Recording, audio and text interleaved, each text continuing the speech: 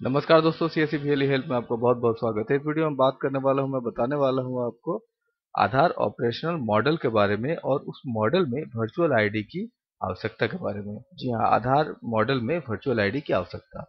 तो जैसा कि आपको पता ही है कि आधार अपने आप में एक कंप्लीट आइडेंटिटी है और इसके अलावे आधार नंबर को रिप्लेस करके वर्चुअल आईडी की आवश्यकता क्यों पड़ी, इस विषय में हम बात करेंगे इस वीडियो में।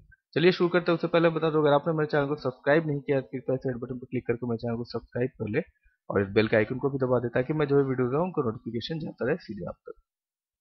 तो चलिए अब आगे बढ़ते हैं। आधार वर्चुअल मॉडल और उसमें वर्चुअल आईडी की आवश्यकता। आधार ऑपरेशन मॉडल उसमें वर्चुअल आईडी की आवश्यकता।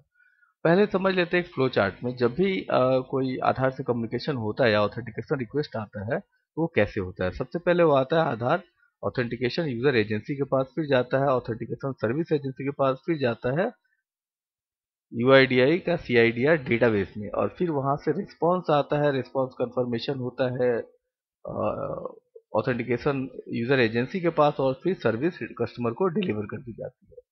तो इस अगर ऑपरेशन मॉडल को पूरा अगर फ्लो चार्ट के हिसाब से हम समझें तो ये है आधार होल्डर, एक कस्टमर जो आधार से रिलेटेड कोई भी सर्विस यूज करना चाहता है तो उसे आना पड़ेगा आधार ऑथेंटिकेशन एजेंसी के पास या कोई भी ऑपरेटर के पास, और वो क्या करेगा, एक रजिस्टर्ड बायोमेट्रिक डिवाइस से या कोई भी डिवाइस से जो कि रजिस्टर्ड है। अनरजिस्टर्ड कोई भी डिवाइस से आप कनेक्ट नहीं कर सकते। रजिस्टर्ड डिवाइस का मतलब इस डिवाइस को परमिशन है ऑथेंटिकेशन करने की। ठीक है, फिर जाएगा ऑथेंटिकेशन रिक्वेस्ट कहाँ जाएगा, तो एयूए स्पेसिफिक कम्युनिकेशन प्रोटोकॉल के माध्यम से पास हो जाएगा एएसए के पास। एयूए का मतलब है आधार ऑथेंटिकेशन एजेंसी और एएसए का मतलब है आधार सर्विस एजेंसी। और सर्विस एजेंसी क्या करती है, आधार सर्विस एजेंसी के पास ही एकमात्र एक्सेस होता है सीआईडीआर के डेटाबेस का। सीआईडीआर के डेटाबेस पे डायरेक्टली कोई नहीं जा सकता है क्योंकि ये सिक्योर लेज लाइन से कनेक्टेड होता है, कोई इस पे एक्सेस नहीं होता है थर्ड पार्टी का। ठीक है, तो यहाँ से सीआईडीआर का डेटाबेस से लेकर रिस्पॉन्स आपको यस नो में पास करता है इसको, तो ऑथेंटिकेशन एजेंसी को। ठीक है, और वो नेसेसरी अपडेट करके कस्टमर को सर्विस जो है डिलीवर कर दी जाती है। ठीक है, यहाँ पे कस्टमर को सर्विस डिलीवर कर दी गई। अब बात है कि ये ऑपरेशन मॉडल तो पूरा सिक्योर है, आधार के डेटाबेस में कोई सिंध लगा नहीं सकता, तो फिर वर्चुअल आईडी की आवश्यकता क्यों पड़ी। आने वाले कुछ दिनों में खबरें चल रही थी कि आधार का जो है डेटाबेस चोरी हो जा रहा है, आधार के नंबर से कोई भी इंफॉर्मेशन जो है निकल जा रही है। एक्चुअली वो चोरी नहीं हो रहा था, वो थर्ड कोई वेंडर डेटा को कलेक्ट करके रख रहा था और वहां से आधार नंबर के हिसाब से आइडेंटिफाई करके डेटा दे दे रहा था, क्योंकि आधार नंबर तो चेंज हो नहीं सकता। मान लीजिए कुछ ऐसा कहे कि आप किसी से कहे कि भैया स्टेशन कहाँ है, ठीक है, रेलवे स्टेशन, तो वो आपको दो तीन ऑप्शन देगा कि भैया कौन से रेलवे स्टेशन ए कि बी कि सी। ठीक है, तो वो आइडेंटिफाई करना मुश्किल है कि कौन सा रेलवे स्टेशन की बात कर रहा है। लेकिन अगर वो कहते हैं कि मुझे बी रेलवे स्टेशन का इन्फॉर्मेशन चाहिए तो आप उसे इन्फॉर्मेशन दे देंगे। वैसे ही कुछ आधार के साथ होता है कि आधार नंबर तो चेंज होगा नहीं। आपने कहीं भी आधार नंबर यूज किया हुआ है, किसको आपका आधार से रिलेटेड जो भी वहाँ पे इन्फॉर्मेशन आप सबमिट किए हैं वो इन्फॉर्मेशन उनके पास है। वो कभी भी आपका आधार नंबर से वो इन्फॉर्मेशन लेके किसी और को बेच ही सकते हैं, जैसा मार्केट में अभी चल रहा है। तो यहाँ पे आपका आधार या वर्चुअल आईडी आपको सिक्योरिटी और प्राइवेसी को प्रॉब्लम को सॉल्व करेगी। कैसे, वो आगे देखेंगे हम। पहले हम समझ लेते हैं डिफरेंस में। तो आधार जो होता है 12 नंबर का एक नंबर होता है, 12 डिजिट का एक नंबर होता है। वहीं वर्चुअल आईडी जो है 16 डिजिट की नंबर होती है।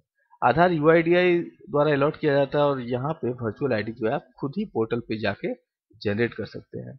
आधार नंबर जो है कभी चेंज नहीं होता है और जीने के मतलब जैसे ही बच्चा जन्म लेता है और जब तक एक्सपायर करता है उसके बाद भी Aadhaar number as it is exist रहता है, वहाँ पे स्टेटस उसका चेंज हो जाता है, भले ही आधार नंबर चेंज नहीं होता।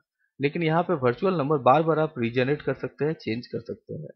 आधार नंबर यूनिक होता है और वर्चुअल आईडी भी यूनिक होता है, लेकिन ये ऑर्डिनरी होता है। ऐसा नहीं है कि आपने जो वर्चुअल आईडी लिया और किसी और को फिर अलॉट नहीं होगा, 2 साल 6 महीने बाद ही वो नंबर किसी और को भी रैंडमली अलॉट हो सकता है। आधार जो है परमानेंट होता है और वर्चुअल आईडी है जो टेम्पोररी होती है। ठीक है, अब इस डिफरेंस को समझने के लिए कुछ ऐसे समझते हैं कि आप कहीं जा रहे हैं और आपने 10 या 15 या 20 जगह पे अपना वर्चुअल आईडी यूज कर लिया। आपको लगता है कि नहीं, आपका वर्चुअल आईडी जो है बहुत ज़्यादा पब्लिक हो गया है या लोगों की जानकारी में आ गया है, तो फिर आप पोर्टल पे जाके नया वर्चुअल आईडी वहां से जनरेट कर सकते हैं और पुराने वर्चुअल आईडी आपकी खत्म हो जाएगी। यहाँ पे अगर कोई नया वर्चुअल आईडी से आपका इंफॉर्मेशन कलेक्ट करना चाहेगा तो वहाँ पे तो पुरानी वर्चुअल आईडी है, वो आपको इंफॉर्मेशन मिलेगा ही नहीं। दूसरी है कि यहाँ पे जितने भी आधार रिलेटेड सर्विसेज लेने के लिए आप जहाँ पे आधार नंबर डालते हैं थे, वहाँ पे आपको वर्चुअल नंबर डालना होगा। आधार नंबर वहाँ पे काम नहीं करेगा। जैसे आप सीएससी में एनपीएस पोर्टल, एनपीएस अगर सर्विस यूज करना चाहते हो तो वहाँ पे आधार नंबर का ऑप्शन नहीं है, वहाँ पे सिर्फ और सिर्फ वर्चुअल आईडी की ही नंबर है। तो आने वाले 1 या 1.5 साल में आधार नंबर को परमानेंटली वर्चुअल नंबर से रिप्लेस कर दिया जाएगा। आधार नंबर तो रहेगा लेकिन वो आपके पास रहेगा और सीआईडीआर डेटाबेस में रहेगा। जो भी कम्युनिकेशन होगा वो 16 डिजिट वर्चुअल नंबर के माध्यम से होगा, इसीलिए आपका जो है डेटा सिक्योर रहेगा और आधार नंबर भी सिक्योर रहेगा।